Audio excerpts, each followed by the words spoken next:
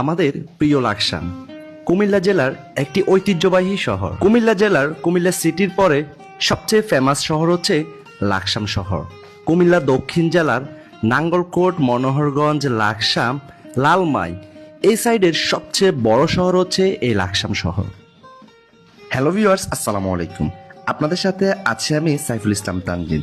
আজকে আমি আপনাদেরকে দেখাবো দক্ষিণ কুমিল্লার সবচেয়ে পরিচিত ও ফেমাস শহর লাকসাম। ড্রোনের মাধ্যমে পাখির চোখে আজকে আমরা আপনাদের সামনে তুলে ধরবো লাকসাম শহরের সৌন্দর্য। কুমিল্লা শহর থেকে মাত্র 29 কিলোমিটার দক্ষিণে ডাকাতিয়া নদীর তীরে অবস্থিত এই শহরটি।